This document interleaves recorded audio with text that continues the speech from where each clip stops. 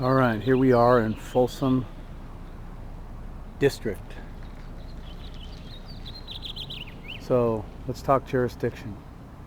First of all, here's a sign. Okay, you see that? 1857 to 1914, and it's written in all capital letters, so it's a presumption. This is American Sign Language in the Chicago Manual of Styles that I've talked with you about. Language for the illiterate. So it doesn't say anything, but I'm going to tell you on the bottom where it says, it says Folsom Historic District, but it doesn't really say that, but it's a presumption, right? So Folsom Historic District. So the fact that it's district tells you that it doesn't exist geographically in substance at all. It's a private corporation subsidiary of the District of Columbia, which is a privately owned corporation providing governmental services for us in the event that we walked out of Congress and under custodial interest. So that's what's happening here. Here we go again. Folsom Historic District. Okay, it's all capital letters, it's sign language, language for the illiterate. It doesn't really say anything, so you're presuming, and that's what they're banking on. They're literally banking on the fact that you're presuming that this says that. Okay? So let me show you something else over here. So you come over here, see this street name? Right here? Sutter Street.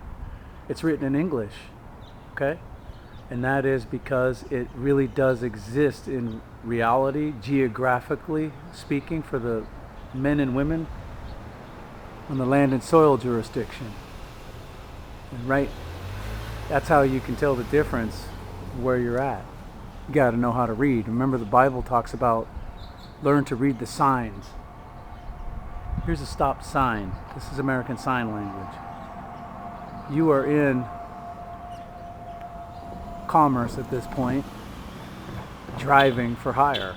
If you're reading this, you're going by rules and regulations and codes and statutes in maritime law and the law of water, where the beast will rise out of the sea in Revelation. So, but if you're traveling on Wool Street, and you don't have to obey those private corporate rules and regulations. Of course, you've been fooled. Anyway, Dorothy's shop.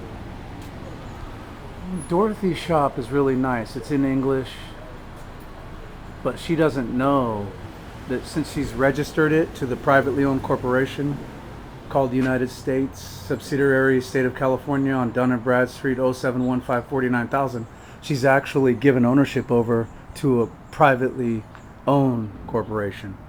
So she's taken herself out of the law of the land and soil and into the law of water, where the beast rises out of the sea. But it's not her fault. She doesn't know that stuff, most likely. But at least she knows how to write and read English. Like over there's a sign that I can see from here that says Folsom's favorite photographer since 2009.